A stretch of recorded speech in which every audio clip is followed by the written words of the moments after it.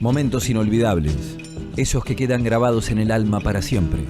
En Cazadores de Utopías, la entrevista de la semana. De los pueblos. Cazadores de Utopías.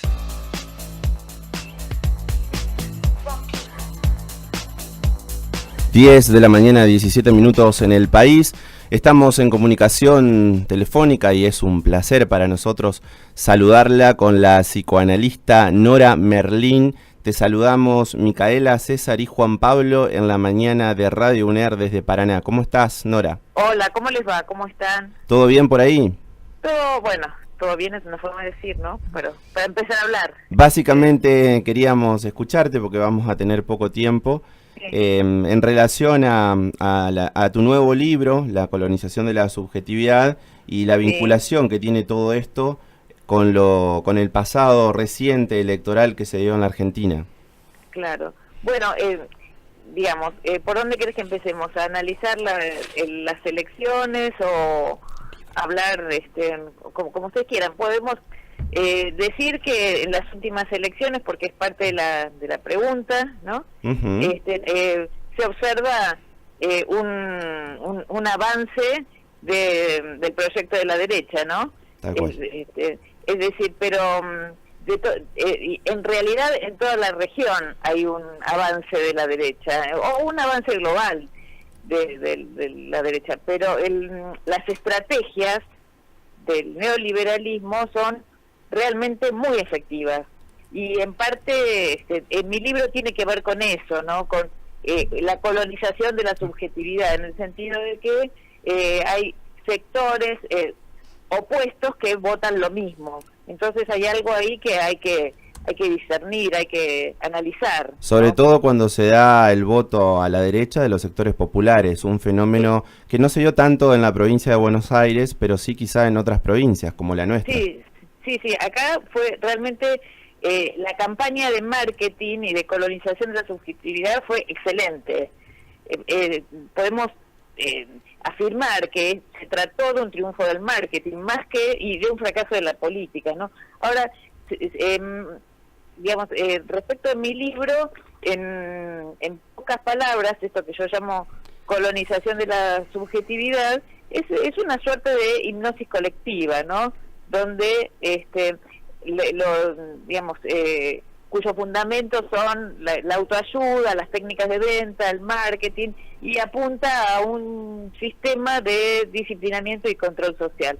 Ahora, más allá de eso, que es un resumen muy resumido, hay que ubicar lo que pasó en el 2015 a nivel de estrategia colonizadora. No es lo mismo que lo que sucedió en el 2017 a nivel de estrategias, ¿no?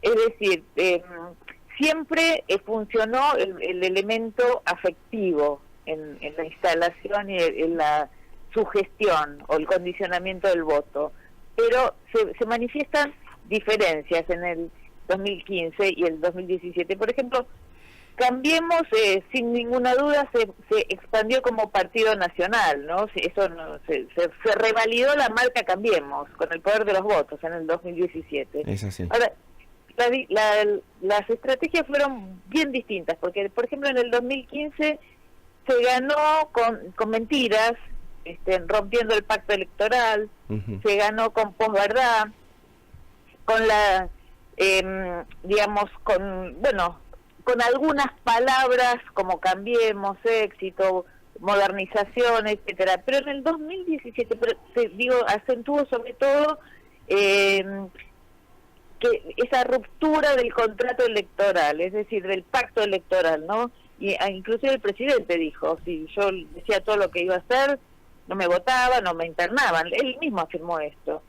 Esto sucedió en el 2015. Ahora, en el 2017... se puso todo sobre la mesa. Vos sabés que no hubo ninguna mentira, no se habló de frente, dijeron lo que se venía, hablaron de, nadie negó el tarifazo, la inflación, no se negó. ¿Y cuál es el fenómeno que se da en este caso? ¿Por qué la gente vota sabiendo y en contra de sus propios intereses? ¿Vota sabiendo que va a haber un ajuste y demás? Mira, por un lado, hay que marcar que la concentración de poder que tiene este gobierno no lo tuvo ningún gobierno democrático, en el sentido de que otros gobiernos democráticos llegaban al gobierno pero sin contar con el poder. Ahora hay un sistema cerrado, ¿no?, que incluye poder judicial, corporaciones económicas, corporaciones mediáticas, entonces que coinciden, es decir, que están en el gobierno, son los mismos, los dueños, ahora. ¿Cuál fue la estrategia exitosa?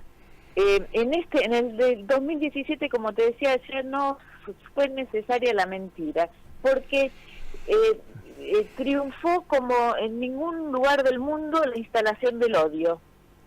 Entonces,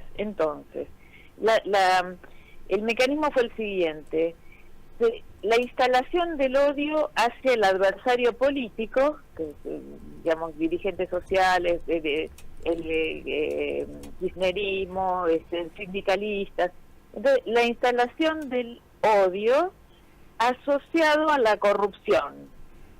Entonces, en el imaginario social de aliado el votante, ¿no?, que no forma parte del campo popular, vamos a llamarlo así, se instaló en ese imaginario, en ese votante, que ser republicano es luchar contra la corrupción. O sea, a ver, no, ¿quién va a estar a favor de la corrupción? ¿Entendés? Entonces, pero se instaló el odio al adversario como si fuese un enemigo, tal como el judío en la época del nazismo. No estoy diciendo que eso es un nazismo, sino estoy hablando de las técnicas de propaganda en relación al enemigo interno. Entonces, ser republicano o ser democrático es luchar y hacer una limpieza, entre comillas, étnica, el luchar contra esos corruptos. Entonces, parte del show, digamos, del marketing es meter presos injustamente, ¿no?, a gente que no está demostrado que sea corrupta, por ejemplo. Es parte del marketing de su gestión, ¿no? Tiene que ver específicamente con la consideración que hace Durán Barba del votante, que son simios que se guían por emociones, simios irracionales que se guían por emociones. ¿Cuál es tu consideración al respecto? Exactamente, que esa es la estrategia, que se instalan afectos y se condicionan percepciones. Entonces, porque hay gente que se enoja, ¿no?, contra los colonizados, se enoja y empiezan y la verdad que no es el camino de agredir, decirlo boludo, no, la verdad que no es el camino, porque no es el camino, porque es gente que se podría decir, está ganada por esa colonización, ¿no? Entonces, a ver, mira, en la segunda hay un concepto de Hannah Arendt que es la banalización del mal.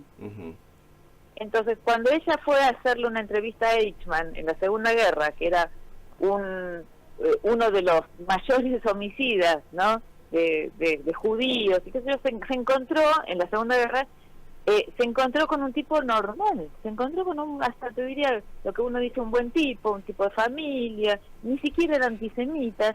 Y ella le preguntó, ¿y por qué lo hizo? Bueno, porque eran órdenes, tenía que cumplir las órdenes, y era lo que había que hacer. Entonces, cuando vos tenés un medio que te está instalando permanentemente en todos lados, porque hay un totalitarismo comunicacional, en el sentido que no hay pluralidad de voces. Justamente, Entonces, Nora, Sabrina Berlo te saluda. Quería Sí. preguntarte respecto de la famosa grieta, que la sociedad siente justamente esta brecha entre los colonizados y no colonizados.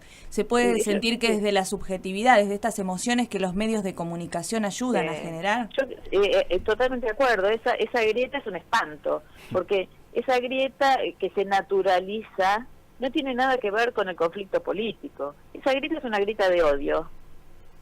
Entonces, es una grieta que no es una división, sino que tiene un contenido, que se llenó la grieta de odio.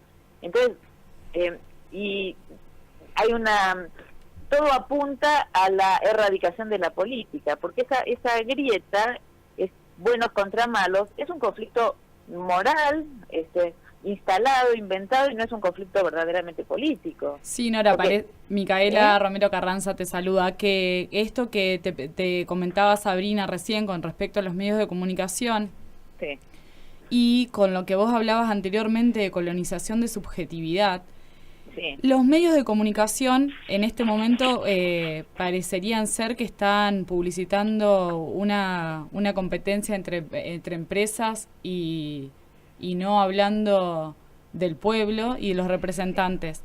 Con Bueno, respecto... el pueblo molesta para esta forma de la democracia, ¿no? Porque me parece que la democracia también es un término que está en disputa. Entonces, digamos, el mensaje es, esto es la democracia, ¿no? Es callarse la boca, una supuesta armonía que significa la erradicación del conflicto, y los que se oponen a esto son violentos. Bueno, entonces esa es una forma de la democracia, no una forma posible, ¿no? Nora, una Sí. apelación, Sí. digamos, a la construcción de subjetividades que tienen que ver con posiciones maniqueas, Sí. Y sí. Entonces, infantiles. no sé si son infantiles, son... No, donde- dirigido a un sujeto que supuestamente sería una operatoria cognitiva y valorativa de un niño. Sí, pero más que nada es psicología de las masas, Ujú. en donde hay técnicas de instalación que mira, Freud dice que la conformación de la masa es idéntica a la de la hipnosis, idéntica, no es parecida, idéntica. Entonces estamos en una suerte de hipnosis colectiva, donde lo que se repiten son automatismos retóricos, ¿no? Sí, vacíos de contenido, donde se repite la palabra odio, corrupción, se robaron todo, y queda de lado es como que el tarifazo, la inflación, las faltas jurídicas, la falta de los derechos humanos, el caso Maldonado, queda todo en un segundo plano. No, ni siquiera importa, porque el valor supremo de la sociedad republicana y moral es la lucha contra los corruptos. Todo esto entre comillas, ¿no? Nora, Sí. una consideración. Sí.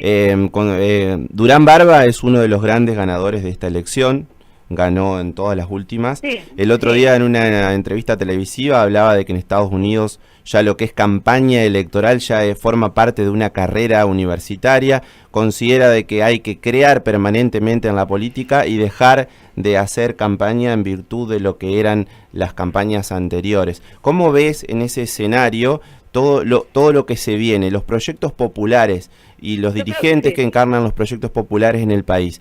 ¿Tendrán posibilidades de triunfar ante un adversario tan poderoso? Bueno, varias cosas. Por empezar, que yo no le creo en nada de todo eso a Durán Barba, porque ellos continúan haciendo campaña. Continúan haciendo campaña en el sentido de, bueno, cambiaron las reglas de juego en la campaña. Hacer campaña significa meter en cana o preso a alguien sin juicio, digamos, satisfacer el odio, satisfacer la venganza. Ellos están haciendo campaña. Eso por un lado. Ahora, la segunda parte de tu pregunta es si este es un crimen perfecto, ¿no? Exacto. Me parece que es esto lo que preguntas. Sí. Y no hay crímenes perfectos. De ningún modo hay crímenes perfectos. Siempre hay un detalle, hay una fisura por donde uno puede entrar con la verdad. Y, digamos, estamos en la sociedad contemporánea está ganada por la realidad virtual, al punto de confundir la realidad real, la realidad virtual. Se vive en la realidad virtual, ¿no? Lo dice la tele, por ejemplo, lo escuché en la tele, aunque todos sabemos que esa realidad se construye en la realidad virtual. Claro Pero que sí, Nora, de todas maneras el ruido y las voces de la calle muchas veces pueden romper la pantalla, es una metáfora, ¿no? Sí, romper Nora. la batalla virtual. Justamente como para ir cerrando, quería preguntarte, un poco en sintonía con lo que Juan Pablo acaba de preguntar, ¿te parece que estamos un poco batallando intelectualmente con la fantasía o la escritura de escritores como Aldous Huxley, que imaginó un mundo feliz donde la gente estaba hipnotizada bajo la hipnopedia y la sociedad se dividía en clases. Bueno, justamente ese es un capítulo de mi libro, ¿no? Lo llamo así, un mundo feliz. El feliz mundo neoliberal, donde la felicidad se impone como un imperativo, hay que ser feliz, como uno de los imperativos, ¿no?